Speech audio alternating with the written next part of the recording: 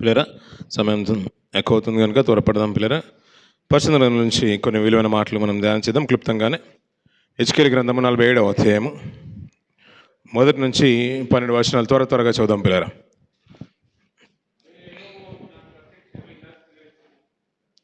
హెచ్కేల్ గ్రంథము 47వ అధ్యాయము. అతడు మందిరపు గుమ్మమునకు నన్ను తోడుకొని వచ్చెను. మందిరము తూర్పు ముఖమున ఉండెను. నేను చూడగా మందిరపు గడప క్రింద నుండి నీళ్లు ఉబుకి తూర్పుగా పారుచుండెను. ఆ నీళ్లు బలిపీఠమునకు దక్షిణముగా మందిరపు కుడి పక్కనను క్రింద నుండి పారుచుండెను. పిమ్మట ఆయన ఉత్తరపు గుమ్మ మార్గమున నన్ను నడిపించి చుట్టూ త్రిప్పి తూర్పునకు పో దారిని బయటి గుమ్మమునకు తోడుకొని వచ్చెను. నేను చూడగా అచ్చటి గుమ్మపు కుడి పక్కను నీళ్లు ఉబికి పారుచుండెను. ఆ మనుషుడు కొలనూలు చేత పట్టుకొని తూర్పు మార్గమునకు బయలువెళ్ళి 1000 మూరలు కొలిచి ఆ నీళ్ల గుండా నన్ను నడిపింపగా నీళ్లు చీలమండ లోతుండెను. ఆయన మరి 1000 మూరలు కొలిచి నీళ్ల గుండా నన్ను నడిపింపగా నీళ్లు మోకాళ్ళ లోతుండెను. ఆయన ఇంకా 1000 మూరలు కొలిచి నీళ్ల గుండా నన్ను నడిపింపగా నీళ్లు మొలలోతుండెను. ఆయన ఇంకను 1000 మూరలు కొలవగా నీళ్లు మిక్కిలి లోతై నేను దాటలేనంత నది కనబడెను.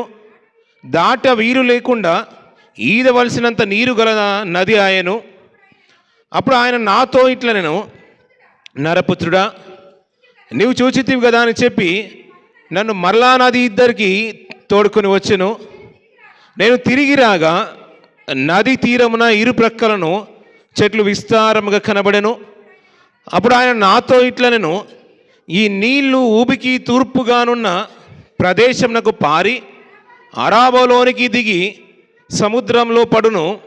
అప్పుడు సముద్రపు నీళ్లు మంచినీళ్ళగును. వడిగా పారు ఈ నది వచ్చు చోటునెల్లా జరచరములన్నీ బ్రతుకును. ఈ నీళ్లు అక్కడికి వచ్చుట వలన ఆ నీరు మంచినీళ్ళగును, చేపలు బహువిస్తారములగును. ఈ నది ఎక్కడ పారునో అక్కడ సమస్తమును బ్రతుకును. మారి దాని యొద్ద ఎన్గేది పట్టణం మొదలుకొని ఎనెల్గాయిము పట్టణము వరకును చేపలు పట్టువారు దాని ప్రక్కన నిలిచి వలలు వేయుదురు. మహాసముద్రంలో ఉన్నట్లు సకల జాతి చేపలను దాని యందు బహువిస్తారంగా నుండును. అయితే ఆ సముద్రపు బురద స్థలములను ఊబి స్థలములను ఉప్పిగలవై ఉండి బాగు కాక ఉండును. నది తీరమున సకల జాతి వృక్షములు పెరుగును, వాటి ఆకులు వాడిపోవు. ఈ నది నీరు పరిశుద్ధ స్థలంలో నుండి పారుచున్నది గనుక ఆ చెట్లు నెల నెలకు కాయలు కాయను. వాటి పండ్లు ఆహారమునకును వాటి ఆకులు ఔషధమునకును వినియోగించును అంటున్న పిల్లలు. సరిపోతుంది పిల్లరా. కొద్దిసేపు పిల్లరా క్లుప్తంగానే ముగించేసుకుందాం పిల్లరా. ప్రభు సంస్కారం ఆరాధన ఉంది కనుక పిల్లరా. అప్పుడప్పుడు పిల్లరా నాకు చాలా నచ్చిన మాట, గల్ఫ్కి వచ్చిన తర్వాత ఎప్పుడు మనం వింటున్నప్పుడు హబీబీ కమ్ టు దుబాయ్ అనే మాట మా బాగా చాలా అంటే వినడానికి కూడా మంచిగా ఉండేది. అరబీ బిగినింగ్లో అరబీ వచ్చేది కాదు కాబట్టి మాట ఉన్నా కానీ బాగుండేది. అంటే ఇక్కడ అన్నీ దొరికేవి. దుబాయ్కి రాని పెద్ద పెద్ద బిల్డింగ్లు, మాల్స్ ఇవన్నీ చూపించే వరకు చాలా అది చూడడానికి వచ్చిన వాళ్ళు చాలామంది ఉన్నారు అనుకోండి. పర్లేదండి మేము ఫ్యామిలీని అక్కడే ఉంచాలనుకోండి. లేదు నేను కూడా దుబాయ్ రావాలని ఫ్యామిలీలు కూడా మన భర్తల్ని హస్బెండ్లను మీరు ఫోర్స్ చేసి వచ్చిన వాళ్ళు కూడా చాలామంది ఉన్నారు. ఎందుకు? దుబాయ్ చూడాలని. ఈ మధ్య కాలంలో పిల్లరా గతించిన దినాలు అందరూ వరద బాధితులు కాబట్టి నీళ్లు చూసేలోపు చీలమండలం అంటే కాళ్ళు చీలమండలంలోపు వచ్చేసాయంట. మళ్ళీ కొద్దిసేపు ఆగే వరకు వెళ్ళి మొలలోతుకు వచ్చేసాయంట, మోకాల లోతుకు వచ్చేసాయంట. మళ్ళీ కొద్దిసేపు వచ్చేవరకు వెళ్ళి ఏమైపోయిందంట, మొలలోతుకు వచ్చేసాయంట నీళ్లు. ఇంకా కొద్ది 1000 మూరలు ముందుకు వెళ్ళే వరకు వెళ్ళి ఏమైపోయిందంట, ఇక ఈ నదిలో అంటే నేను ఈదలేనంత నది అయిపోయిందంట నీళ్లు. ఇంకా ఈదాలంటే ఇప్పుడు ఏం చేయాలి? ఇప్పుడు ఈదడమే ఒక దిక్కు, ఇక నడవలేని స్థితిగతులు.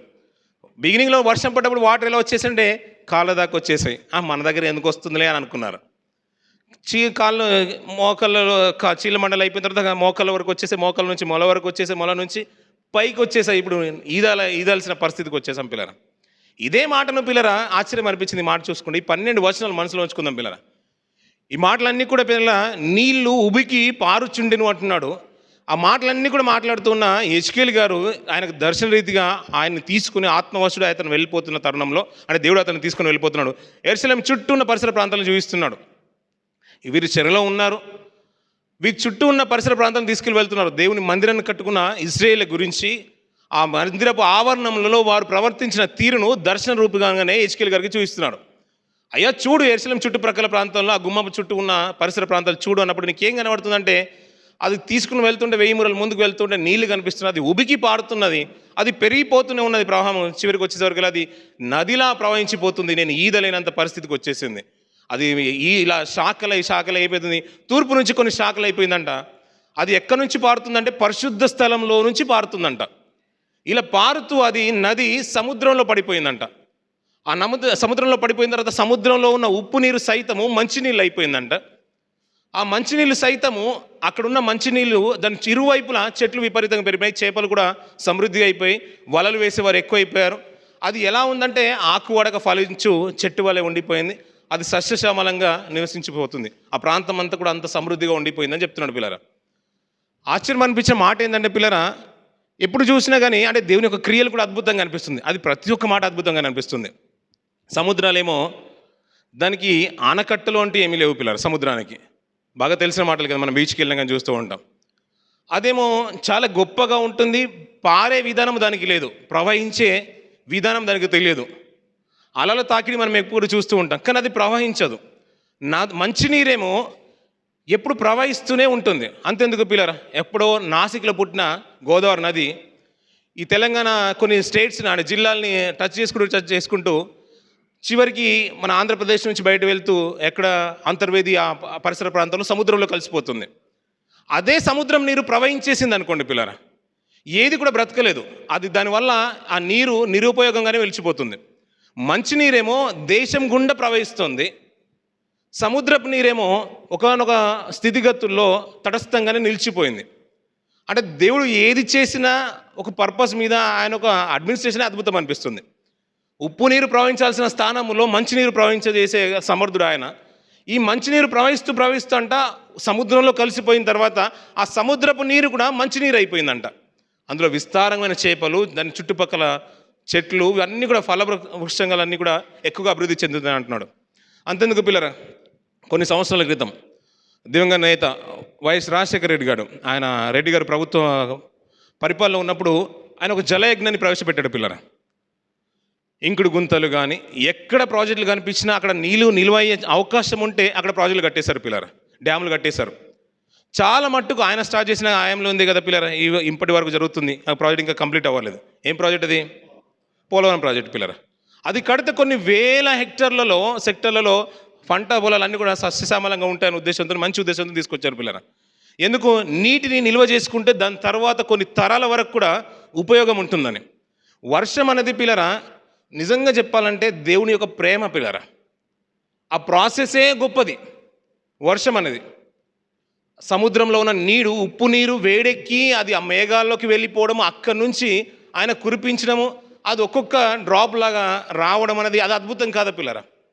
మనం ఇంట్లో ఉన్న ట్యాంక్ వాటర్ అయినా సరైన రీతిలో ట్యాప్ తిప్పితేనే వస్తుంది, కొన్నిసార్లు మోటార్ పని చేయదు, ఎన్నో ఇబ్బందులు ఉంటాయి. ఆయన అడ్మినిస్ట్రేషన్ అలా ఆలోచిస్తుంటే అద్భుతంగా అనిపిస్తుంది. ఇక్కడ ఉన్న ప్రభుత్వాలు కనుక దేవుడి మీద ఆధారపడి ఉంటే పిల్లరా, ఈ టెక్నాలజీ అంతా కూడా, క్లౌడ్ సీడింగ్ అంతా, ఈ టెక్నాలజీ అంతా కూడా దాని బదులు ప్రతి స్టేట్లో, ప్రతి డిస్టిక్లో, ఈ 7 ఎమిరేట్స్లలో ప్రతి డిస్టిక్లో చెట్లు కనుక పెంచుంటే ఇంకా అద్భుతం ఉండేది. ఎందుకంటే ఆయనే కురిపించేవాడు వర్షం.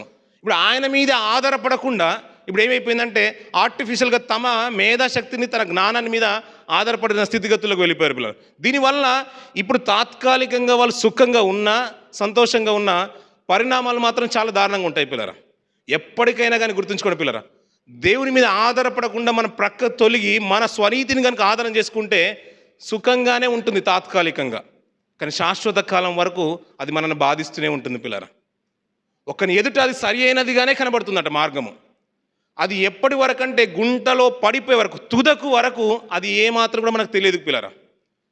ఇలా బహుశా అది చెట్లన్నీ కూడా పెంచి ఉంటే ఒక సారవంతమైన నేల మట్టిని తీసుకొని వచ్చేసి ఇప్పుడు కొన్ని ప్రాంతాల్లో ఆలయన పరిసర ప్రాంతాల్లో కానీ ఫార్మింగ్ చేస్తున్నాను, అదే మట్టిని ప్రతి డిస్టిక్లో డిస్ట్రిబ్యూట్ చేసేసి చెట్లు విస్తారంగా పెంచి ఉంటే బహుశా దేవుడే కనికరం చూపెట్టేవాడేమో. బహుశా ఆయన మీద ఆధారపడతారండి, వీరికంటూ ఒక మంచి ప్రిన్సిపల్స్ ఉంటాయండి, వారి నియమాలు పాటించడంలో బాగా శ్రద్ధ అండి అని గొప్పగా మాట్లాడుకునే వారు పిల్లరా. చివరికి ఏమైపోయిందంటే పిల్లరా, వారికి నియమాలు కూడా దాన్ని దాటి ప్రేయర్ టైంను కూడా మార్చుకునే స్థితిగతుల్లోకి వెళ్ళిపోయారు వారు.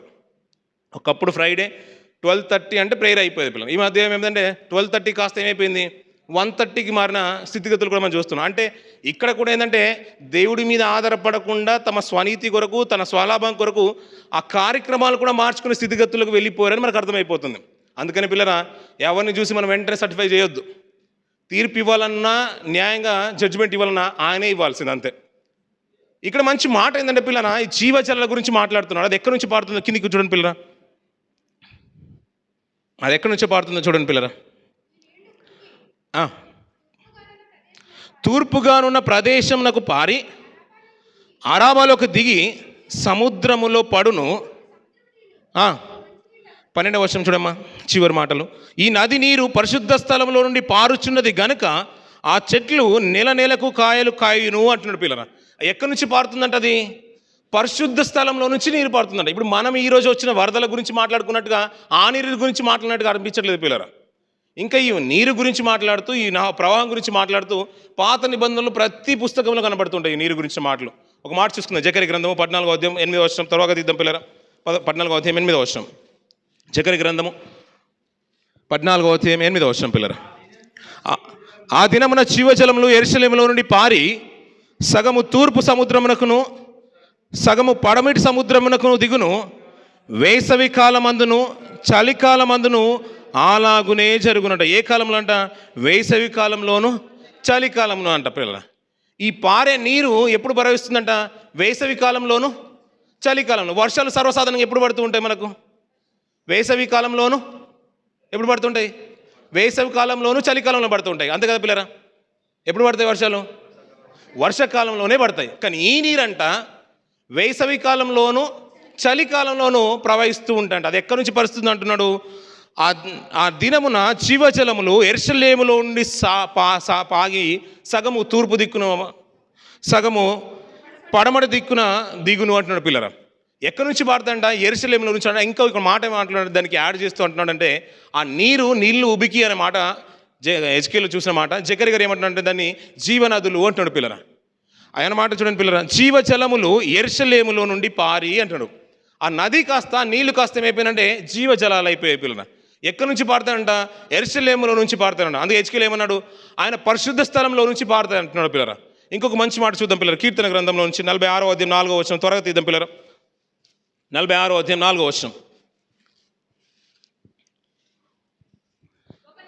ఒక నది కలదు, దాని కాలువలు దేవుని పట్టణమును సర్వోన్నతుని మందిరపు పరిశుద్ధ స్థలమును సంతోషపరుచుచున్నాయంట పిల్లరా. నీళ్లు ఊగిపి పారి నది అయిపోయిందంట. ఒకసారి కీళ్ళ మండలం అన్నాడు, మోక్కలు అన్నాడు, మొల అన్నాడు. ఇక నేను ఈదలేనంత నీళ్లు ప్రవాహం ఎక్కువైపోయింది. అది ఎక్కడి నుంచి పారుతుందంటే పరిశుద్ధ స్థలమైన యెరూషలేములో నుంచి అంటున్నాడు.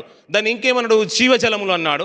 ఆ నది కాస్త ఏమంటున్నాడు చూడండి పిల్లరా, దాని కాలువలు దేవుని పట్టణమును సర్వోన్నతుని మందిరపు పరిశుద్ధ స్థలమును సంతోషపరుచుచున్నవి అంటున్నాడు. ఆ నది నీళ్ళు అంట పిల్లరా దేవుని యొక్క పరిశుద్ధమైన స్థలాన్ని సర్వోన్నతుని సంతోషపెడుతున్నాయంట పిల్లరా. మనం మాట్లాడుకునే నీళ్ళ గురించి మాట్లాడినట్టుగా అనిపించట్లేదు పిల్లరా. యెరూషలేములో నది ప్రారంభమైందంట, పరిశుద్ధమైన పట్టణంలో. అక్కడ ప్రారంభమైన నది అది ప్రవహిస్తూ శాఖలుగా విభజింపబడి దేశాలన్నీ కూడా చుట్టూ తూర్పున వైపును సగము పడమ వైపున సగము పాయలుగా చీలి ఆ 2 భాగాలుగా విభజింపబడి ప్రవహిస్తూనే ఉందంట. ప్రవహించేది కాస్త చివరికి సముద్రంలో కలిసిపోయిందంట. యెరూషలేములో ప్రారంభమైన నదులు కనిపించవు పిల్లరా. యెరూషలేములో ప్రారంభమై సముద్రాన్ని చుట్టూ దేశాలన్నీ కూడా తగులుతూ సముద్రంలో కలిసిపోయిన నదులు మనకు కనిపించవు. అది నైలు నది గురించి మాట్లాడిన మాట కాదు, యోర్దన్ నది గురించి మాట్లాడిన మాటలు కాదు. మనకు కొన్ని జీవనదులు ఉన్నాయి పిల్లరా. మన దేశంలో కొన్ని జీవనదులు ఉన్నాయి. ఏమేమి ఉన్నాయి? గంగా, కావేరి, ఇవి కొన్ని ఉన్నాయి. మనకు కొన్ని సరస్సులు కూడా ఉన్నాయి. కొల్లేరు సరస్సు ఉన్నది, ఇంకొక సరస్సు ఉన్నది. ఇంకేం సరస్సు? కొల్లేరు సరస్సు ఉన్నది, ఇంకొక సరస్సు ఉన్నది పిల్లరా. ఏంటండి? 2 సరస్సులు బాగా ఫేమస్. ఆ కొల్లేరు సరస్సుతో పాటు ఇంకొక సరస్సు ఉంది. అయిపోయేలోపు మీరే ఒకసారి జ్ఞాపకం చేసుకొని రహస్యంగా ఎవరైనా గూగుల్ చేసుకునే వారు చేసుకొని తర్వాత చెప్పండి పిల్లరా. ఈ 2 నదులు అంటే 2 సరస్సులు, అలాగే కొన్ని జీవనదులు, అది ఏంటంటే పిల్లరా మన దేశం గుండా పారుతూ అంటే మన రాష్ట్రాల గుండా కూడా పారుతూ అది సముద్రంలో కలిసిపోయే వరకు వెళ్తూ ఉంది. కానీ చుట్టుపక్కల ఉన్న ప్రాంతాలన్నీ కూడా సమృద్ధిగా ఆ జలాన్ని పొందుకుంటున్నాయి.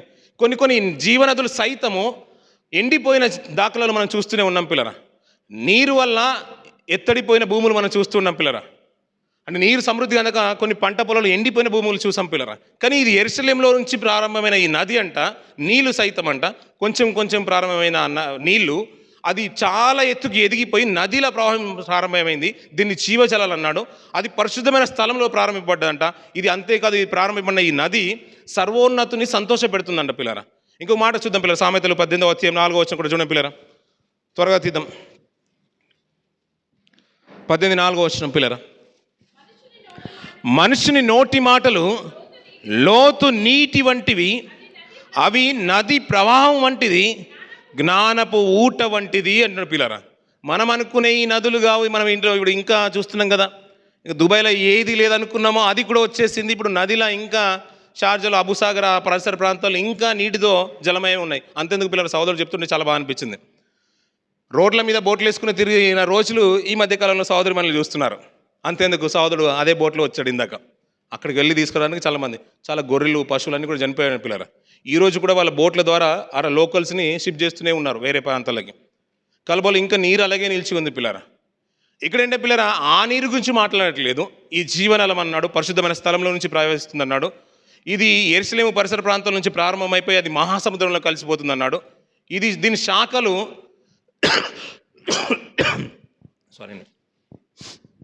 దీని శాఖలు కొన్ని తూర్పు వైపును, ఒక భాగమేమో పడమర వైపును బయలుదేరి వెళ్తుంది అంటున్నాడు.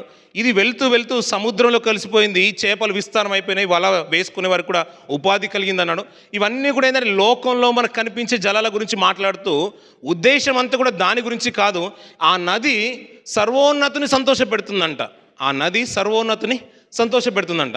ఆ మాటలు ఏమంటున్నాడంటే, అయ్యా ఇది జలాలంటే జలాలు కాదు. ఏమంటున్నాడు ఆ మాట చూడండి పిల్లరా. మనుషుని నోటి మాటలు లోతు నీటి వంటిది అంటున్నాడు పిల్లరా. ఆ జలాలంటే నోటి మాటలు అంటున్నాడు. ఆ ప్రవాహం అనేది ప్రకటన అని చెప్తున్నాడు పిల్లరా. ఆ ప్రవాహం అంతా కూడా ప్రకటన అంటున్నాడు, తెలియజేసే విధానం అంటున్నాడు పిల్లరా. ఇంకా కొంచెం మాట చూద్దాం పిల్లరా. ఇర్మియా గ్రంథము 2వ అధ్యాయము 13వ వచనం చూద్దాం పిల్లరా. త్వరగా తీద్దాం పిల్లరా. ఇర్మియా గ్రంథము 2వ అధ్యాయము. నా జనులు 2 నేరములు చేసి ఉన్నారు, జీవజలముల ఊటనైన నన్ను విడిచి ఉన్నారు, తమ కొరకు తొట్లను అనగా బద్దలై నీళ్లు నిల్వని తొట్లను తొలపించుకొని ఉన్నారు అన్న పిల్లరా. సరిపోతుంది పిల్లరా. ఇక్కడ మాట్లాడుతున్న మాట ఏంటంటే, మాటలు జీవజలాలు అన్నాడు. అంతేకాదు ఆ ప్రకటనే ప్రవాహం అంటున్నాడు. ఇంకా మనకు అర్థమయ్యే రీతిలో ఇర్మియా గారు మాట్లాడుతున్న మాట ఏంటంటే, జీవజలంలో ఊటనైనా నన్ను విడిచి ఉన్నారు. ఆ జలంలో ఏవేవో కాదు, నేనే అంటున్నాడు పిల్లరా. అంతెందుకు పిల్లరా, 17వ అధ్యాయము 4వ వచనం కూడా చూద్దాం పిల్లరా. అదే ఇర్మియా గ్రంథము 13వ వచనం చూద్దాం. 17వ అధ్యాయం 13వ వచనం. 17వ అధ్యాయం 13వ వచనం. ఇశ్రాయేలుకు ఆశ్రయమా, యెహోవా నిన్ను విసర్జించిన వారందరూ సిగ్గునొందుదురు. నా ఎడల ద్రోహం చేయువారు యెహోవాను జీవజలముల ఊటను విసర్జించి ఉన్నారు అంటున్న పిల్లరా. దేన్ని విసర్జించి ఉన్నారంట? యెహోవాను జీవజలముల ఊటను విసర్జించి ఉన్నారంట పిల్లరా. మనకు జీవజలము నేనే అంటున్నాడు, మాటలే జలము అంటున్నాడు, అది ప్రవాహమే ప్రకటన అంటున్నాడు. అది ఎక్కడ ప్రారంభమైందంట? పరిశుద్ధ స్థలమైన యెరూషలేములో ప్రారంభమైందంట పిల్లరా. అది మెల్లిగా ప్రారంభమైన నీళ్లు అది కీళ్ళ మండలం దాకా వచ్చేసాయంట పిల్లరా. మళ్ళీ ఇంకా కొద్ది దూరం వెళ్ళగానే మోకాళ్ళ వరకు వచ్చేసాయండి. ఇంకా పైకి వస్తున్నాయి. ఇంకా చివరికి నడవలేని స్థితిగతికి వచ్చేసింది. ఇప్పుడు ఈదాల్సిన పరిస్థితి వచ్చేసింది. అది ప్రవాహమై పారుతూ ఒక ప్రవాహంగా బయలుదేరిన శాఖ 2 శాఖలు అయిపోయింది. ఒకటి తూర్పుగాను వెళ్ళిపోతుంది, ఒకటి పడమగా వెళ్ళిపోతుంది. అలా వెళ్ళిపోతూ దాని చుట్టుపక్కల పరిసర ప్రాంతాలు అన్నీ కూడా సస్యశ్యామలం చేసేసింది. దానిలో చేపలు ఉన్నాయి, ఆశ్రయం దొరికింది, అన్నీ ఉన్నాయి. చివరికి ఏంటంటే అందులో ఎవరైతే పడుతున్నారో ఆ చెడ్డ వాటర్ కూడా, అంటే ఉప్పు నీరు సైతము మంచినీళ్ళు అయిపోతుంది. అది సముద్రంలో పడిపోయింది. సముద్రంలో పడి ఆ నీరు కాస్త, ఆ నది నీరు కాస్త సముద్రంలో పడగానే సముద్రంలో ఉన్న నీరంతా కూడా మంచినీరుగా మారిపోయిందంట పిల్లరా. అయ్యా ఈ నీరేదో కాదు అంటున్నాడు, నోటి మాటలు అంటున్నాడు. ఆ ప్రవాహం ఏదో కాదు, నేను ఇచ్చే ప్రకటన అంటున్నాడు పిల్లరా. మనుషుని యొక్క మాటలు లోతు నీటి వంటిది అంటున్నాడు. అంతేకాదు ఈ జీవజలం అంటే ఏదో కాదు, నేనే అంటున్నాడు. యెహోవానైనా నేనే అంటున్నాడు పిల్లరా. మనుషులు ఆయనను విసర్జించి తొట్లను తొలగించుకున్నారట అని పిల్లరా. ఇందాకన్నాం కదా పిల్లరా, ఆయన మీద ఆధారపడకుండా మిగతాది ఏది చేసినా అది కుండ బద్దలైపోయినట్లు, తొట్లు బద్దలైపోయినట్టుగా బద్దలైపోతూనే ఉంటాయి పిల్లరా. మనకు ఒక నియమం ఉంది పిల్లరా. భారతదేశానికి ఒక సాంప్రదాయం ఉంది, ఒక నియమం ఉంది. ఒక యాక్ట్ ప్రకారం ఏంటంటే, మనకు రాజ్యాంగం ఇచ్చిన లా ప్రకారం ఏంటంటే 99 మంది అంటే పాపం చేసిన వారు, తప్పు చేసిన వారు తప్పించుకున్న పర్లేదంట, కానీ ఒక నీతిమంతుడికి మంచివాడికి శిక్ష విధింపబడదంట పిల్లరా. దీనివల్ల ప్రజలు కూడా పిల్లరా, ప్రభుత్వం కూడా ప్రజలకు ఎన్నో అంటే ఆఫర్స్ పెడుతూ ఉంటారు, పథకాలు తీసుకొస్తూ ఉంటారు. ఇప్పుడు కొంతమంది దాన్ని దుర్వినియోగపరుచుకున్న వారు కూడా ఉన్నారు పిల్లల. ఎకరానికి కొన్ని డబ్బులు ఇచ్చిన వారు కూడా ప్రభుత్వం, కేంద్ర ప్రభుత్వం ఉంది, అలాగే స్టేట్ ప్రభుత్వం ఉంది, సెంట్రల్ ఉంది, స్టేట్ ఉంది. దానివల్ల కొంతమంది దుర్వినియోగపరుచుకున్న వారు ఉన్నారు, బాగా బలిసిన వారు పొందుకున్న వారు ఉన్నారు, లేని వారు కూడా పొందుకున్న వారు ఉన్నారు. దాని యొక్క ఉద్దేశం ఏంటంటే పిల్లరా, ఎంత దుర్వినియోగపరచబడినా చివరికి ఒక్కరికైనా కానీ కడు బీదకు లబ్ధి పొందితే చాలు అనేదే సెంట్రల్లో ఉన్న ఉద్దేశం పిల్లరా, ఎవరైతే ప్రవేశపెడుతున్నారో. భారతదేశ నియమావళి ప్రకారం కూడా ఏంటంటే, రాజ్యాంగ ప్రకారం ఏంటంటే, ఎంతమంది తప్పు చేసిన వారు తప్పించుకున్న పర్లేదు, కానీ నిర్దోషికి మాత్రం శిక్ష విధింపబడద్దు. ఆయనను కాదనుకొని తొట్లను తొలపించుకొని ఏదో ఉద్దేశంతో నువ్వు ఏదో ప్రయోగం చేసినా కానీ దానివల్ల ఎంతమంది దేశం లబ్ధి పొందుతుందో పక్కన పెడితే, కానీ ఎవరు నష్టపోయినా కానీ దానివల్ల అపకీర్తి అంత ఇంత కాదు పిల్లరా. వాళ్ళు మన పట్ల ఎన్ని మంచి కార్యాలు చేసినా కానీ దానివల్ల ఒక్కరు చంపబడ్డా కానీ అది మంచి ప్రయోజనమైన కానీ పాత్ర కానే కాదు, అది మంచి ప్రక్రియ కానే కాదు పిల్లరా. నిజమంటారా కాదంట పిల్ల. ఆయన అదే అంటున్నాడు, నన్ను విడిచి తొట్లు తొలపించుకున్నారంట, అది ఏ రోజుకైనా బద్దలైపోతుంది. నేనే జీవజల ఊటని అంటున్నాడు, నన్ను ఆశ్రయిస్తే చాలు అంటున్నాడు దేవుడు. ఇంకొక మంచి మాట యోహాను సువార్తలో మనకు బాగా తెలిసిన మాట, ఆ మాట కూడా చూసుకుని ముందుకెళ్దాం పిల్ల. 7వ అధ్యాయం 38వ వచనం చూడండి పిల్లరా. నా యందు విశ్వాసం ఉంచి వాడెవడో లేఖనము చెప్పినట్లు వాని కడుపులో నుండి జీవజల నదులు పారునని బిగ్గరగా చెప్పినట. ఎక్కడి నుంచి పారుతాయంట? కడుపులో నుంచి. కడుపు బిగబట్టి అమ్మా నన్ను పిల్లరా, గట్టిగా మాట్లాడండి. ఏదన్నా కడుపు బిగబట్టుకుని చేత్తుని గట్టి పట్టుకొని మాట కూడా రాదు పిల్లరా. ఏదైనా రావాలంటే అది కడుపులో నుంచే రావాలి. స్వరం రావాలంటే అక్కడి నుంచే రావాలి పిల్లరా. ఆయన ఏదంటే, నన్ను అంగీకరించి ఆయన కనుక ఆశ్రయిస్తే ఆ జీవజలాలంట ఎక్కడి నుంచి అంట? కడుపులో నుంచి పారుతాయంట. అది జీవజలాలు అంటున్నాడు, అది ఎప్పటికీ పారుతూనే ఉంటాయంట పిల్లరా. అంతెందుకు పిల్లరా, సమరయశ్రీ సందర్భంలో కూడా ప్రభు చెప్పిన మాట కూడా మనకు బాగా తెలుసు. 4వ అధ్యాయంలోకి వచ్చిన పిల్లరా, ఆ మాట కూడా చూడండి పిల్లరా. అక్కడ ఏమంటున్నాడు? 14వ వచనం, నేను ఇచ్చి నీళ్లు త్రాగువాడు ఎప్పుడు నువ్వు దప్పికొనడు, నేను వానికి ఇచ్చి నీళ్లు నిత్య జీవమునకై వానిలో ఊరడి నీటి బుగ్గగా ఉండును అంటున్న పిల్లరా. ఎలా ఉంటాయంట? ఎప్పుడు ఊరడి నీటి బుగ్గగా ఉంటాయంట పిల్లరా.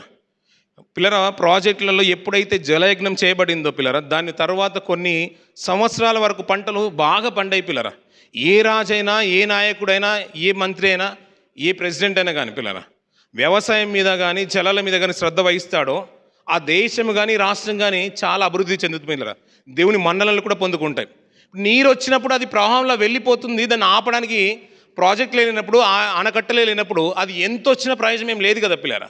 వాక్యం ఎంతగానో ప్రబలింపబడుతుంది పిల్లరా. కేంద్ర స్థానం యెరూషలేమే, రక్షణ అక్కడే స్టార్ట్ అయిపోయింది, వాక్యం అక్కడే ప్రారంభింపబడింది. ఆయన అదే కేంద్రంగా ఎన్నుకొని అక్కడే వచ్చేసాడు పిల్లరా. ఈ మళ్ళీ రాజు అక్కడికి వెళ్ళి వచ్చి ఏలుతాడనే మాటలు మనం పక్కన పెట్టేద్దాం. ఆయన వచ్చింది యెరూషలేము నడిబొడ్డులో నుంచే. ప్రకటన ప్రారంభమైంది, రక్షణ ప్రారంభమైంది ఇజ్రాయెల్లో నుంచే పిల్లరా. అక్కడ ప్రారంభమైన రక్షణ ఆదిమ అపోస్తుల కాలంలో 12 మందిని ఏర్పరచుకున్నాడు దేవుడు. ఇలా వెనువెంటనే ప్రారంభమైన ఆ రక్షణ, ఆ నది వాడిని ఒక్కసారి తాకింది. ఆ జీవజలం కాస్త ఆ 12 మంది శిష్యుల్లోకి వచ్చేసింది.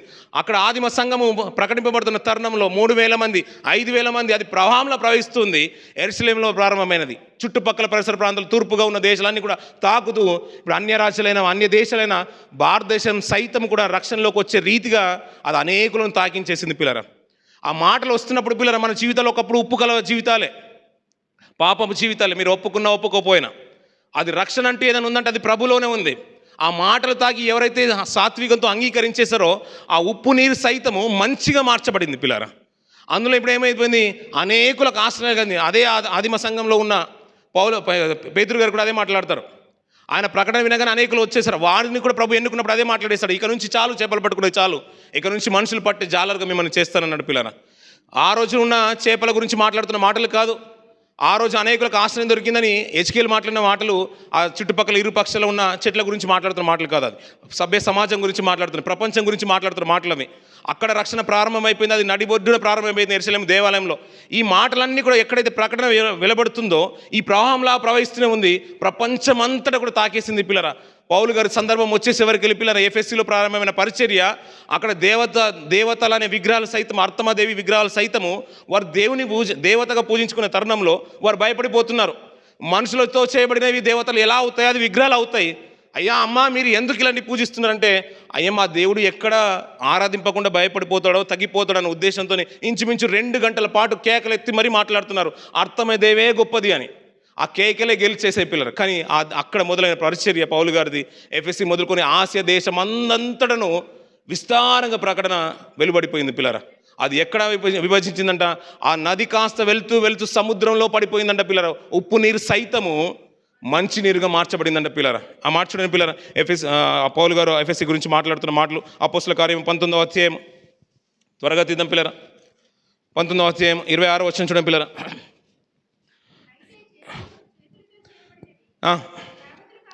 దేవతలు కావని ఈ పౌలు చెప్పి ఎఫెసీలో మాత్రము కాదు, దాదాపు ఆసియా అందంతటా బహుజనములను ఒప్పించేశాడని పిల్లలు. ఎక్కడ ఆసియా ఖండం అంతటా కూడా విస్తరించిపోయింది పిల్లరా. అందులో నుంచి వచ్చిన వారమే మనం, ఆనిముత్యాలాగా మన మధ్యలో ఆయన సన్నిధిలో కూర్చున్నాం పిల్లరా. ఎక్కడైతే ప్రకటన వెలువడుతుందో ఆయన సన్నిధి నిజంగా ఆ సర్వోన్నతుని సంతోషపెట్టే రీతిగా మన బ్రతుకులు ఉన్నాయంటే నిజంగా అద్భుతమే కదా పిల్లరా. ఇప్పుడు మనం ఏ విధంగా అంటే మనం తొట్లను తొలిపించుకున్న వాటి మీద ఆధారపడలేదు. మనం ఎవరి మీద ఆధారపడ్డాం? దేవుని మీద ఆధారపడ్డాం. అక్కడ యెరూషలేములో ప్రారంభమైన ఈ పరిశుద్ధమైన స్థలంలో ప్రారంభమైన రక్షణ ఆనందము అక్కడి నుంచి ప్రవాహంలో ప్రవహిస్తూనే ఉంది. మెల్లిమెల్లిగా పిల్లరా అది ఎలా విస్తరించిపోయిందో మనకు బాగా తెలుసు పిల్లరా. వాక్యము బలపడిపోతుంది, ఆదిమ సంఘం అంతా కూడా కట్టబడుతుంది. అందులో చేర్చబడిన వారు నిజంగా సమిష్టితో పరిచర్య చేస్తున్నారు. వారికి ఉన్న అక్కర కూడా వచ్చిన ప్రతిదీ కూడా అమ్మేసి మరి అపోస్తుల పాదాల దగ్గర పెట్టేశారు. వారు సమిష్టిగా దాన్ని పంచుకున్నారు. పరిచర్య విషయంలో ఎవరికి తక్కువ కాలేదంట, ఎవరికి ఎక్కువ కాలేదంట పిల్లలు, అందరూ సమానంగా ఉన్నారంట. అది కాస్త మన దేశం వరకు కూడా వ్యాపించేసింది పిల్లలు, తూర్పుగా వచ్చేసింది. ఇక్కడ నుంచి ఏంటంటే పిల్లలు అది ప్రవాహం మన మీద కూడా వచ్చేసింది. అది అనేకులకు అందించాల్సిన బాధ్యత మన మీద కూడా ఉంది పిల్లరా. ఆ జీవజలము ఎవరైతే పుచ్చుకుంటారో, నువ్వు దప్పిగలిగినట్లయితే, నీకు ఆసక్తి కనుక ఉంటే, ఆ రక్షణానంది ఆయన యొక్క వాక్యాన్ని కనుక నువ్వు అంగీకరిస్తూ ఉంటే, ఆ మాటలు వినగానే నీ మనసు కనుక గాయపడినట్టుగా నొచ్చుకున్నట్లయితే, ఆ వాక్యాన్ని నువ్వు సాత్వికంతో నీకు అంగీకరించు. నీ కడుపులో నుంచి జీవజల బుగ్గ బయలుదేరుతుంది. అది ఎప్పుడు ఉబుకుచున్నట్టుగానే ఉంటుంది, ఇంకా ఆరిపోదు. బహుశా అంత ప్రవాహం వచ్చినా కానీ 3 రోజులు ఇంకిపోయింది వాటర్ అంతా. కొన్ని ప్రాంతాల్లో అయితే 1 రోజులో ఇంకిపోయింది. అంతెందుకు పిల్లరా, మన బేస్మెంట్లో కూడా వాటర్ వచ్చేసాయి, మన కార్లో కూడా వాటర్ వచ్చేది, మరుసటి రోజున అన్నీ ఇంకిపోయాయి కదా. కానీ ఒక్కవేళ ఆయన కనుక వాక్యం కనుక మన బ్రతుకులో ఉన్నట్లయితే అది నిత్యము నిన్ను ఉబుకుచుండు నీటి ఊట వల్ల నిన్ను ఉంచుతుంది పిల్లరా. ఇంకా నువ్వు ఆడిపోవు. నీ స్థితిగతులు, చుట్టుపక్కల ఉన్న స్థితిగతులు అన్నీ కూడా ఎండిపోయినా నువ్వు పచ్చగా ఉంటావు. ఆకు వాడక ఫలం ఇచ్చు చెట్టు వలె నిత్యము నువ్వు పచ్చగానే ఉంటావు పిల్లరా. నిన్ను బట్టి దేవుడు సంతోషిస్తూ ఉంటాడు. ఒక మంచి మాట చేసుకొని ముగించేద్దాం పిల్లరా. యెషయా గ్రంథం 12వ అధ్యాయం 3వ వచనం చూడండి పిల్లరా. 12వ అధ్యాయం, కావున మీరు ఆనందపడి రక్షణాధారములైన బావులలో నుండి నీళ్లు చేదుకొందురు అంటున్నాడు పిల్లరా. ఏమంటున్నా మాట చూడండి పిల్లరా. ఆనందపడి రక్షణాధారములైన బావులలో నుండి అంటున్నాడు పిల్లరా. రక్షణకు ఆధారమైన బావుల్లో నుంచి మీరు నీళ్లు చేదుకోండి అంటున్నాడు పిల్లరా. రక్షణకు ఆధారం పిల్లరా సంఘము. రక్షణకు ఆధారమైనది సంఘము. ఇంకా నీకు ఎంత కావాలంటే అంత తోడుకో. ఒకప్పుడు చిన్నప్పుడు మనం వెళ్ళేవాళ్ళం, ఏం చేస్తున్నానంటే దుబాయ్లో నేను అర్బానా నడిపిస్తున్నానని అనేవాళ్ళు, అదేదో కారు నడిపించినట్టుగా. అర్బానా గురించి బాగా తెలుసు కదా పిల్లరా. అప్పుడప్పుడు మన ఫనీ క్లిప్స్ కూడా చేసేవాళ్ళు, రీల్స్ కూడా చేసేవారు. అర్బానా పట్టుకుని నేను పెద్ద బండి అర్బానా ఏదో నడిపిస్తున్నారంట అంటే మరి తర్వాత తీరా ఇక్కడికి వచ్చిన తర్వాత తెలిసింది అర్బానా అంటే అది పెద్ద కారు కాదని. అప్పుడు మనం వింటూ ఉంటాం కదా పిల్లరా. ఇలా మాట్లాడుతున్న మాటలు ఏంటంటే పిల్లరా, అది ఏమంటున్నాడు, రక్షణ ఆధారములైన బావులలో నుండి నీళ్లు చేదుకొందురు అంట పిల్లరా. రక్షణ ఆధారమైన బావుల నుంచి నీళ్లు చేదుకోరు. దుబాయ్కి వచ్చినప్పుడు అంటే మేము ఏం చేస్తామంటే ఆ పెట్రోల్ బావులు ఉంటాయండి, మనం ఎంత కావాలంటే అంత తోడుకొని అమ్ముకోవడం, అంతే, ఇంకేమీ లేదు. అక్కడ ఉత్త రంబలే ఉంటుందంటే రంబలంటే అది కొత్త ఐటమ్ ఏమో, మనకు మామూలుగా మనకు మన్నా కదా కురిపించినట్టుగా దేవుడు అలా ఆ రీతిగా అక్కడ రంబలు కురిపిస్తుంటే దాన్ని చూడడానికి వచ్చిన వారు కూడా చాలామంది ఉన్నారు పిల్లరా. అది చెప్పినా రంబలంటే ఇసుకరా అని చెప్పినా కానీ వినలేని వారు కూడా ఉన్నారు. ఏం లేదు, మీరేమో సంతోషంగా డబ్బులు సంపాదించుకుంటే ఆ రంబలు చూడకుండా మమ్మల్ని ఆపుతారని ఆ ఉద్దేశంతో వచ్చిన వారు కూడా చాలామంది ఉన్నారు పిల్లరా. ఇక నుంచి మనం ఏంటంటే ఆ రక్షణ ఆధారమైన బావుల్లో నుంచి మనం తోడుకోనేవాడమే పిల్లరా. నీకు సత్యవాక్యం ఎప్పుడు అందుతూనే ఉంటుంది పిల్లరా. ఎంత కావాలంటే అంత తోడుకో సన్నిధిలో. అది ఒక్కసారి నిన్ను తాకిందా, నువ్వు సత్యంతో నిజంగా బ్రతికినట్లయితే నిన్ను ఎప్పుడు వాడిపోనివ్వదు పిల్లరా. ఇంకా నువ్వు లోకంలో ఉన్న వాటి మీద ఆధారపడాల్సిన అవసరం లేదు. అందుకని ఏంటంటే పిల్లరా, అప్పుడప్పుడు మనం కొన్ని అడ్మిషన్స్ జరుగుతూ ఉంటాయి. ఎంట్రన్స్ ఎగ్జామ్ ఉంటుంది. ఎంట్రన్స్ ఎగ్జామ్లో క్వాలిఫై అయిన తర్వాత మంచి ర్యాంక్ వచ్చిన తర్వాత కొన్ని కోట్లలో లక్షలు వచ్చిన వారికి మనం పక్కన పెట్టేద్దాం పిల్లరా. కొంచెం వేలల్లో వందల్లో వచ్చిన వారి గురించి మాట్లాడుతున్నాను. అక్కడికి వెళ్ళిన తర్వాత సెలక్షన్స్ అయిపోయిన తర్వాత ఇంకా కొన్ని తరుణాల్లో సెలెక్ట్ అయినా సెలెక్ట్ కాకపోయినా ఎంట్రన్స్ ఎగ్జామ్ అయిపోయిన తర్వాత క్యాంపస్ సెలక్షన్స్ ఇవన్నీ ఉన్న తర్వాత కొంతమంది కొన్ని సందర్భాల్లో, అంటే ఈ మధ్య కాలంలో తెలియదు కానీ అప్పట్లో స్పాట్ అడ్మిషన్ అని ఉండేవి పిల్లరా. ఎంట్రన్స్ ఎగ్జామ్స్ రాయాల్సిన అవసరం లేదు పిల్లరా. అందులో నువ్వు ఏమీ లేకపోయినా పర్లేదు, నువ్వు క్వాలిఫై అయినా కాకపోయినా నీ సర్టిఫికేట్ తీసుకుపోయి జస్ట్ అక్కడ రిజిస్టర్ చేసుకుని ఎన్రోల్ అయిపోవాల్సిన అంతే. అలాంటి తరుణమే ఇప్పుడు ఆ నది ప్రవహిస్తున్న తరుణంలో పిల్లరా ఇక్కడికి వచ్చేసాము, రక్షణ ఆధారమైన బావిలోకి మనం వచ్చేసాము. సన్నిధికి వచ్చిన తర్వాత ఏంటంటే ఆ నీళ్లు ప్రవహిస్తున్న అంతే, దాన్ని తోడుకొని నువ్వు సాత్వికంతో నువ్వు స్వీకరించడం అంతే. ఒకవేళ దాన్ని ప్రేమతో నువ్వు అంగీకరించినట్లయితే ఇంకేం అవసరం లేదు, కొన్ని తరాలకు అందని రక్షణ నీకు అందిపోతుంది పిల్లరా. అది తోడుకొని బ్రతుకులకు అన్వయించుకోవడం అంతే. నువ్వు ఎప్పుడు పచ్చగా ఉండిపోతావు. అది జీవజలము అన్నాడు. ఆ జలం ఏదో కాదు, ఆ జీవం ఏదో కాదు, సాక్షాత్తు ప్రభు అయిన యేసుక్రీస్తుల వారి గురించి మాట్లాడుతున్నాడు పిల్లరా. అదే మాటను మాట్లాడుతూ మళ్ళీ కూడా అంటున్నాడు, నువ్వు నిత్యము జీవించాలంటే నా శరీరము తింటేనే నువ్వు బ్రతుకుతావు అన్నాడు పిల్లరా. ఆ జలం ఏదో కాదు ప్రభు అంటున్నాడు. ఆ ప్రభు గురించి మళ్ళీ మనకు మరొక రీతి మనకు అర్థమవడానికి చెప్పడానికి, నేను నా శరీరము తిని నా రక్తము త్రాగువాడే నిత్యజీవం గలవాడు, నేను అంత్యదినమున వాడిని లేపుదునని యోహాను సువార్త 6వ అధ్యాయంలో మనం చూస్తూ ఉంటాం పిల్లరా. ఆ అవకాశాన్ని అందిపుచ్చుకోవాలనుకుంటే పిల్లరా, ఆయన శరీరము ఆయనకు రక్తము సంసిద్ధంగానే ఉంది పిల్లరా. ఇది ఎప్పుడు నువ్వు ఉబుకుచుండే నీటి ఊటలు ఉండాలనుకుంటే ఆయన సన్నిధికి నిరంతరము నువ్వు రా. నీకు ఎంత కావాలంటే అంత నీ ప్రతిభ నువ్వు కనపరుచుకో.